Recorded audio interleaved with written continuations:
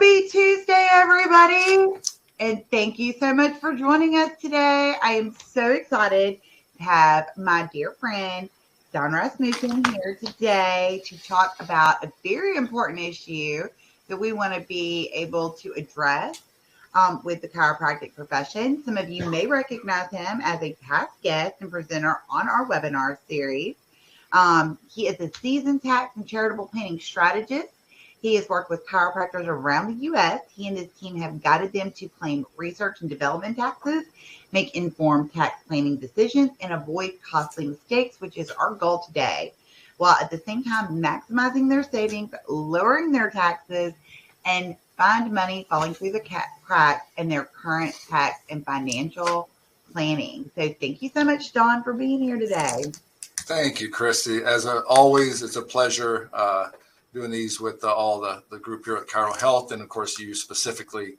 So I had approached Christy here a few weeks ago, and I told her, I said, I have some major concerns. I'm getting some feedback from chiropractors around the country about a topic that you probably have heard of, the employee retention tax credit. So that's where our conversation is going to be about today.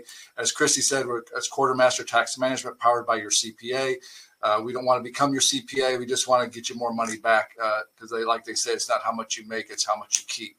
You'll see in our slides here, it says, love Chiro, hate taxes. I love America, love Chiro. And as most chiropractors, we're not a big fan of taxes because it's one of our biggest expenses.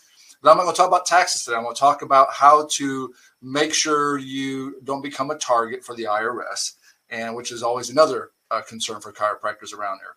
So claiming the employee retention tax credit.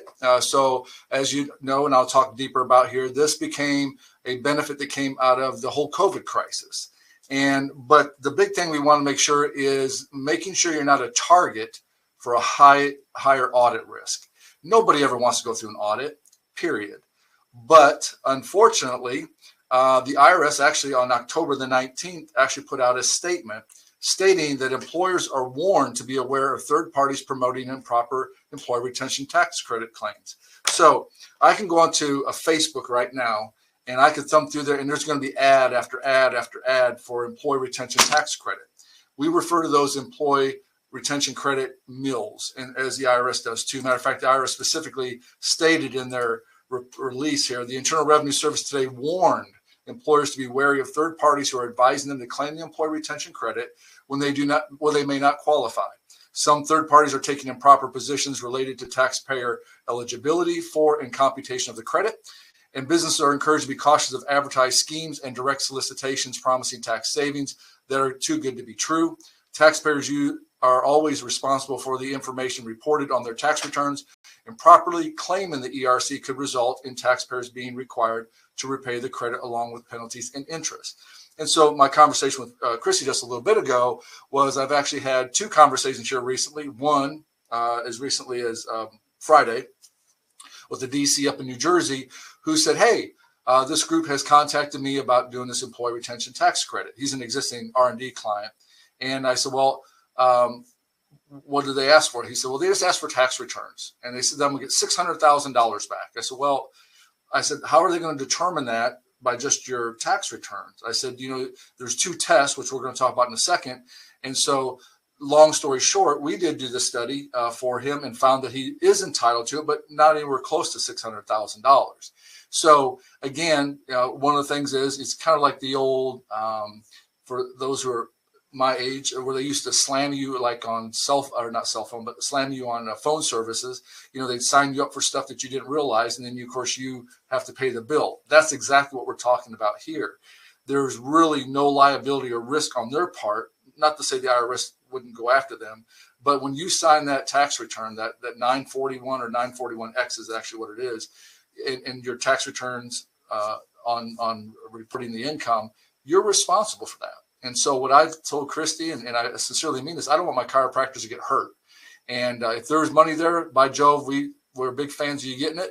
But if you're not, then we certainly don't want to expose you to that risk. Now, how is this going to play out? So I can give you my theory. My theory is that the IRS is going to look across all the states, and they're going to look at two things, because what's happening, a lot of chiropractors are saying, hey, I don't meet test 1, but I meet test 2 or vice versa. And the one thing they're going to be looking at is your SIC code.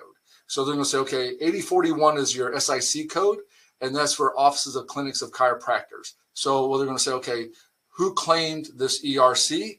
Did they have a shutdown, state, federal, local, or if not, then we're going to go back there and look at their P&Ls, which, like I'll expound upon what that is and how you claim it. So employee retention credit, I refer to as ERTC because it is a tax credit, what it is and how to claim it. So first of all, there's been a lot, as Chris remembers back during the PPP days, it seemed like we were doing webinar after webinar about all the different changes. Well, there was quite a few different changes for the ERC. The first one came around in the initial one under the CARES Act, and that was in March of 2020. When it first came out, they said, hey, you can't get PPP and ERC. You can't do both. Then as the year went on, in December 27th, they said, oh, we changed our mind. Yes, you can get PPP and ERC, but you can't get employee retention tax credit on the dollars that you got PPP, which makes sense. You can't double dip there. So, and then of course there was rendition in March. There's another one later on in March. There's one in April, and so on and so forth. You can see there's a lot of different, changes to the laws. And so what they did is they kind of take a broad look at everything, and they started more in definition, more definition, more definition. And we just had some as recently this year here about reporting it as income, which I'll share that here in a second as well. So let's start back with history. So the CARES Act. So if you haven't applied for your ERC, or even if you have, I'll just kind of walk you through real quickly. So the time period under the CARES Act was between March 13th of 2020 to the end of 2020. And so this is, like I said, this is on the initial legislation that came out to provide employee retention credit. So the credit amount is actually 50% of qualified wages up to a maximum of $10,000. So you can get up to 50% of $10,000, which is $5,000 per employee. That would include their wages as well as healthcare benefits and as well as retirement accounts. And so what we look at is, okay, if you qualify, and there's 2 tests that we'll talk about here in a second, then we would calculate to determine the most you can get per employee be $5,000 a piece. It all depends upon how much in wages they earn. And so eligibility for wages to be eligible, and I'm not going to read all this here, I'm not a big reader, but the key here is under one of the tests here is gross receipts. That's your collections. Doesn't include PPP, doesn't include HHS, doesn't include any of that EIDL money, none of that there. But if your gross receipts in any quarter of 2020 was less than 50% of what it was in the same quarter of 2019, then you qualify. That's called Section 206. And so you'll continue to qualify until you exceed 80% of what you got in 2019. So that's the CARES Act. That's the first portion of that. And I would tell you that most of the DCs didn't qualify so much there because we didn't see that huge of a drop, possibly for one quarter, which is that quarter right after the second quarter of 2020, when all the stuff hit the fan, if you want to call it that. And so what really come into play was the Taxpayer Certainty and Disaster Tax Relief, which is part of the Appropriations Act of 2020. And that just said that we're going to look at January 1st of 21 till September 30th of 21. Now, they actually took it all the way to the end of the year, but they rescinded that. They took the fourth quarter away. So we're looking at first quarter to the end of the third quarter of 2021. This is where I find most chiropractors, if they're going to qualify, is going to qualify under this particular legislation, which is Section 207. Credit amount is 70% of the qualified wages and the health benefits. So, and it's capped out at $7,000, and this is per quarter, not for the whole year, but it's 70% up to $10,000 per quarter. So that's $7,000 that you are potentially available to you. Again, it's the quarter, for any quarter in 2021, those first 3 quarters, you're not comparing against 2020, you're comparing against 2019. So if you, in first quarter of 2021, there was still some uncertainty, maybe you're in California or some states that were much more restrictive on the West Coast, and they said, hey, my revenue's down, and I'm down, 25% or 30% compared to 2019, which was the last quote unquote good year before COVID hit. So if you're down 20% or greater, you would be eligible for up to $7,000 per employee. So you take their wages for the quarter, you multiply it times 70%, that's going to create that credit. Very, very straightforward. And you'll continue to get that credit until you exceed. So let's say, for example, you're down in quarter 2, you're only down 15%. Well, then you only get quarter 1. So, but the maximum for 21 would have been $21,000. So when you see these ads on Facebook and Instagram and different things like that, they're going to say, oh, you're eligible up to $26,000 per employee, which absolutely is true. But all your revenues would have to be down substantially in both years. And certainly I've seen some that have, but very, very few chiropractors that fall into that. So that's test 1. That's all about your revenues, your collections. Okay. Now the second part of this, and this is where a lot of these companies are really focusing on. They're trying to find that gray area of the law. Now I'm going to walk you through every one of these here.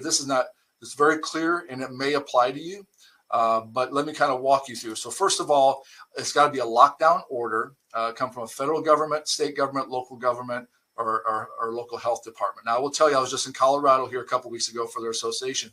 They actually had, I think it was a 2-week shutdown. So legitimately they would qualify for those 2 weeks, even if their revenues weren't down, but we get to get 2 weeks of credit for them.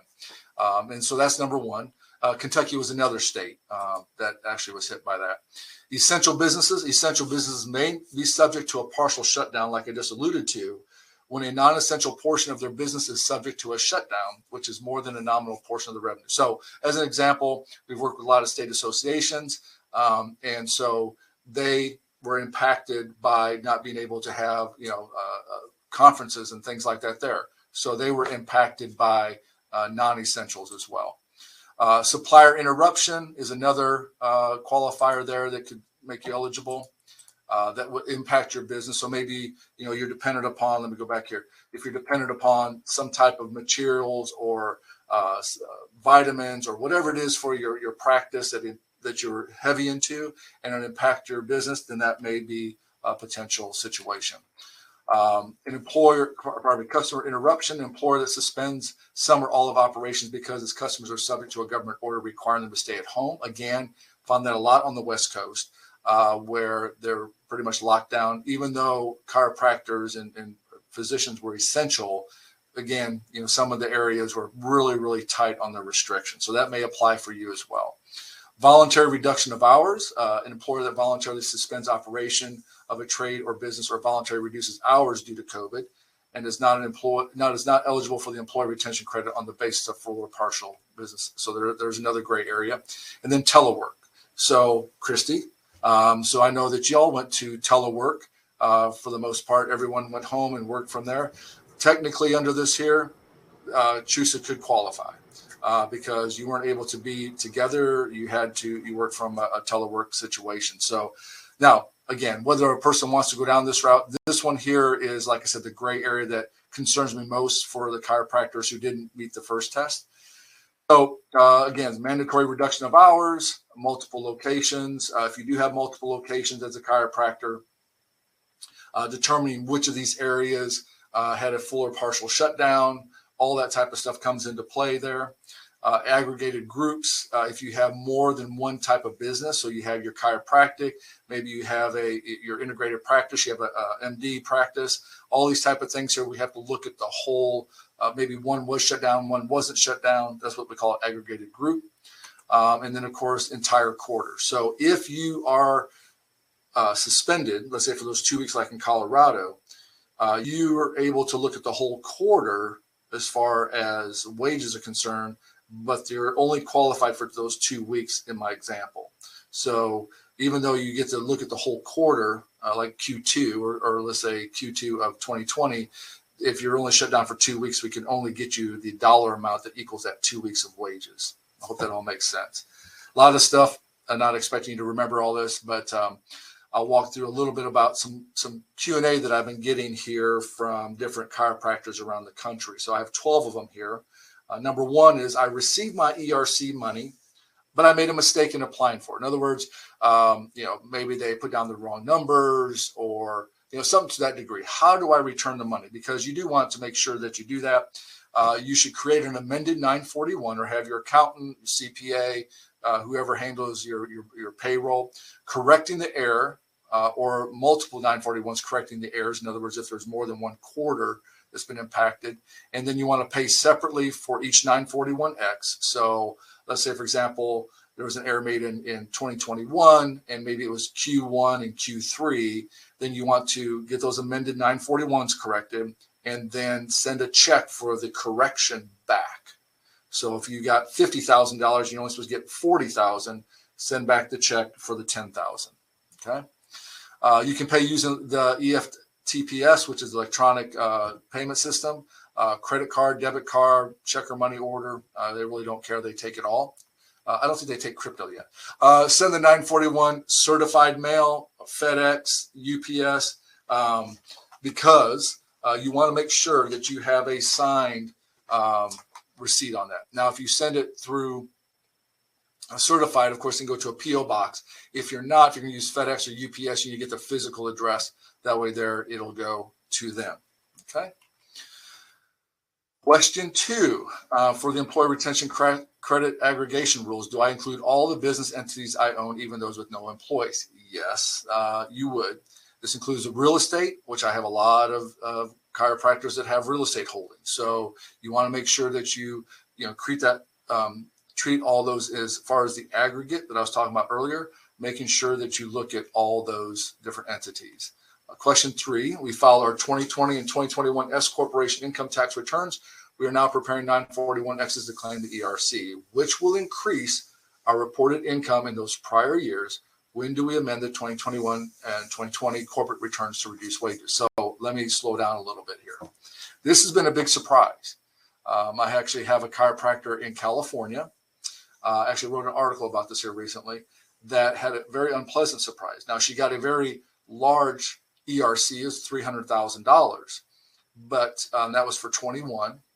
But as you can imagine, in California, which is the highest tax state in the country, what happened was her CPA was going back to amend her 2021. Now she's got $300,000 of extra income on top of her already the income she already earned. Now it's just popped her up into the highest federal rate of 37%, plus the highest state. So 50% of that $300,000 was going in taxes. Now, a little side note is, fortunately, we had done some R&D credits, and so it was helped to mitigate that tax liability. But most DCs, aren't aware that they're going to have this to show up. So what happens is, if you receive ERC, it is imperative that you understand that if you receive monies for year 2020, that your CPA or accountant is going to have to go back and amend those. And what they're going to do, let's say you receive $50,000, they're going to the credit itself is not taxable. What they're going to do is reduce your wage deduction of $50,000. So let's say you had $150,000 of wages that you paid out in 2020. They're going to reduce it by 50. So now what's going to happen? That $50,000 no longer deduction. It's going to flow to your personal tax return, and you're going to have to go back and pay some taxes. So just keep in mind, depending upon what tax rate you're in, this could be a very unpleasant surprise. Now, my understanding is the IRS, of course, is not going to assess penalties or interest on that. Of course, they could change their mind, but they're ultimately, you just have to make sure that's amended. And of course, we put on here that you do have till March 15th of 2024 to amend the 2020 S Corporation returns. You could amend them now, but if you don't have your monies yet, I would suggest you not to, because you may not have received the money needed to pay the increased federal income taxes. I encourage you, when you get your ERC money, get with your CPA or accountant, set aside enough to cover the tax hit, because it's going to come. It's just whenever they file those taxes that it's going to be due. And of course, you may not receive the money. In other words, let's say, for example, you file for the 941 to get the credit, and for some reason it's denied. I haven't seen that happen, but it could happen. Or maybe they need more information, or whatever the case is. And you certainly don't want to go in there and calculate that onto your tax return until after you actually have the money in your hand. So I hope that was helpful. I hope that was an unpleasant surprise. Well, it's an unpleasant surprise to have to pay taxes on that, but it's not like PPP where you don't. Question 4 is under the ERC aggregation rules. We have 2 companies to aggregate. One of the companies started in July of 2019. How does that work? Because again, we were looking at full years back under the ERC. So for July 1st, 2019 company, you use the gross receipts from the third quarter of 2019 and as the gross receipts for quarters 1, 2, and 3. So whatever you did in that Q3 is what you use as an example for Q1 and Q2 to compare it against.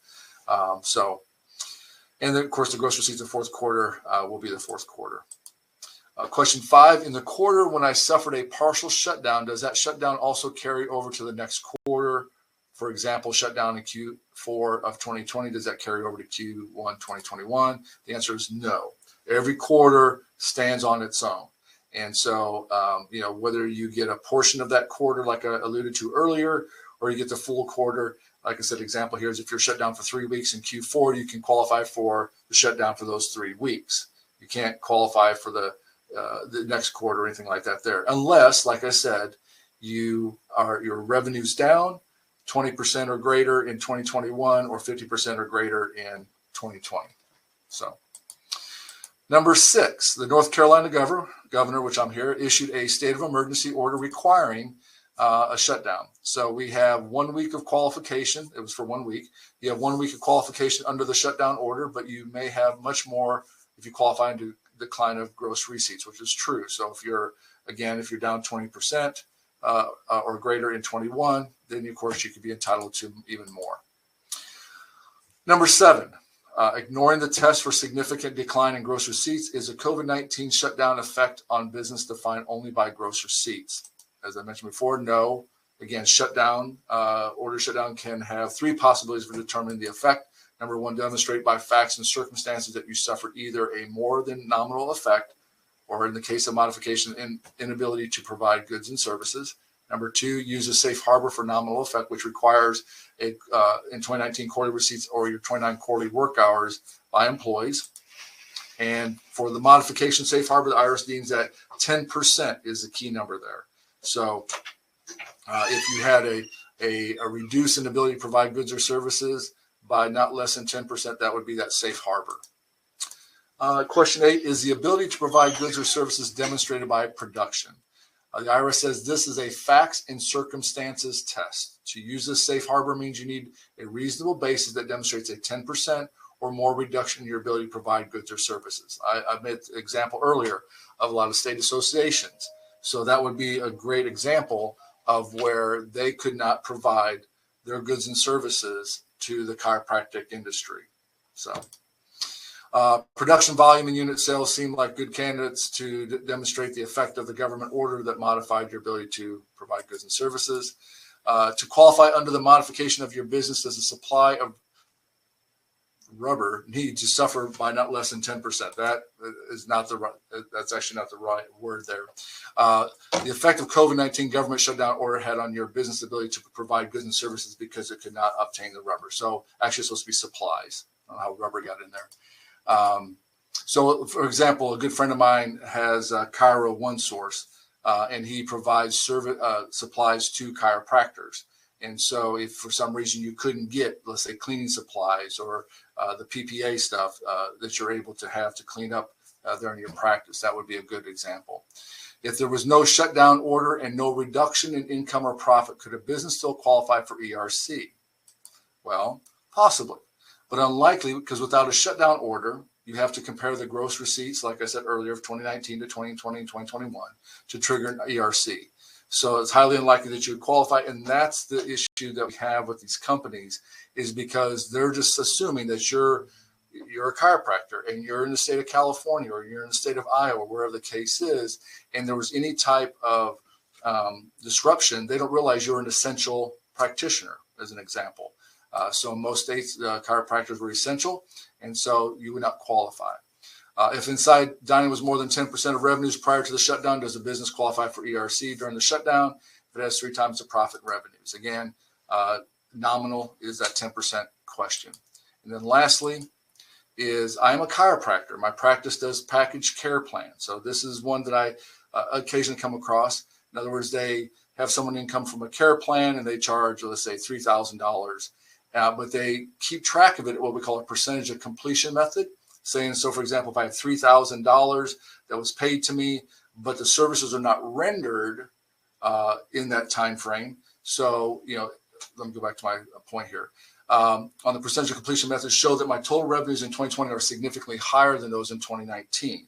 But my 2021 quarterly income tax revenues compared to 2019 are based on the completed contract method of greater than 20% decline in quarters 1 and 3. It seems wrong that I should qualify.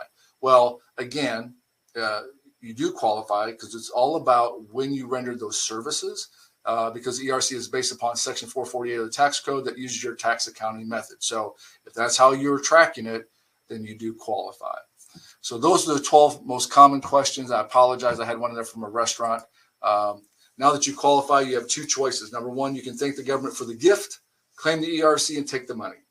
I tell people this all the time. The reality is we're at $31 trillion in debt, and our government continues to print a lot of money, and there's going to be a price tag. And all of us are going to be paying for this here. So if you do qualify legally, my encouragement is to get the benefit, because you are going to pay it back, and of course with interest later on with the IRS. So thank the government for the gift, and of course satisfy your guilt by not claiming the ERC. So if you feel guilty about it, then don't do it. But I will tell you, you're still going to pay for it as time goes on in the future. What's next? So I mentioned before that the IRS is putting some interest in the ERC. Again, in my opinion, they're going to be looking at size, and they're going to look at SIC code of what's been claimed there. So I believe the larger, matter of fact, I know for a fact we actually had someone contact our office that was referred to us that they wanted some backup documentation because the state had already been into their office to make sure that they qualified. So we just provide our calculation showing that they did qualify, and again, everything worked out just fine for them. But I believe it's going to intensify as time goes on. So as the IRS begins to examine employee retention credit claims, it is crucial for companies that receive ERC refund to prepare for the potential IRS audit that could hit their desk. Again, I hope and pray that doesn't happen, but just keep in mind that it could, and you just want to be properly prepared. It's all about documentation. The American Rescue Plan included a special 5-year statute of limitations on the ERC. So that just means, in a nutshell, that they can go back 5 years. So you need to hold on to this documentation for 5 years. So whether that's P&Ls, whether that's, there's an interruption in your business, whatever it may be, just make sure that you have that well documented. Okay, because normally it's 3 years, but they're going to have the ability to go back 5. It's important to ensure that you keep thorough and complete paperwork, as I said earlier, making sure you're supporting your qualifying quarters and portion of quarters, like I said, with profit and loss statements for, again, 2019, 2020, and 2021 individually, quarter by quarter. Details of the calculation. So if you utilize somebody to do that, there should be some type of calculator or worksheet or something like that there to show how they came to that conclusion. And of course, payroll records supporting the ERC claim. Everything's payroll related. So if you're going to determine if you're eligible for an employee, you've got to have a payroll report showing how much they earned in that particular quarter. So if it was $5,000 or $50,000, you need to have that. So those are the other things you'll want to keep hold of as well. If you're going to make a claim for the refund under the shutdown rules, then it's a little bit more. I would encourage you, because this is that gray area, I would have you get some legal counsel or your CPA or someone like that there, write a memo showing the specific government orders where there was a shutdown and how this led to your shutdown, or maybe it was impacted your practice in some way.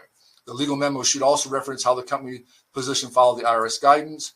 Key factors considered regarding the impact of your business operations are capacity restrictions. So I know a lot of practices were limited on how many patients they could have in their waiting room, or maybe they couldn't have any in their waiting room. They had to go straight from the front door, straight back to the treatment room. Forced reduction in hours to comply with the mandates, or cleaning or sanitizing. A more than nominal portion of operations were suspended due to governmental orders. Inability of employees to perform their jobs in comparable manner. Dates should be documented for any of the such above factors listed as having impacted your business. And lastly, is this information should be documented concurrent with preparation of your ERC calculation. In other words, don't do it later when it comes time for an audit, because you want to make sure it's accurate and and you have all the details there. Because quite frankly, if they wait till 4 years and 10 months to come in here and audit, I can guarantee you the details of our memories are not as sharp as we think they are. And so you just want to make sure it's documented well. All right, Christy. So I've gone through quite a bit of information in 30 some minutes. Do you have some Q&A? I don't see any questions. Wow. All right. So if there is, this is the way you can get a hold of us. You can schedule a call with one of our team members and we can answer questions you might have.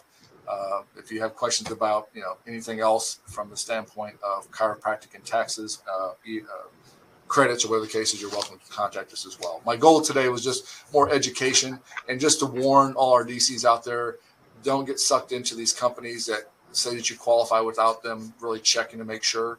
I was telling Christy of another client out in California that we already looked at his stuff. He didn't qualify, but this company, again, encouraged him to do so. His CPA warned him. We warned him. But ultimately, like I said, you're the one who has to sign that return. So it all flows back to you. All right, everyone. So if you have a question and you pop it in the chat log, even if you're watching the recording, it will send those questions to me at Christy@ChiroHealthUSA.com, and I will share them with Don. Or again, you can use this QR code to reach out to Don and his team. So thank y'all so much. Thank you, Christy. We have one question. Somebody wanted to know if you will planning to make a copy of the PowerPoint slides available. Absolutely. I will send that over to you right away. Perfect. We'll make sure y'all get those. Thank you. Thank you, Christy. Bye, y'all.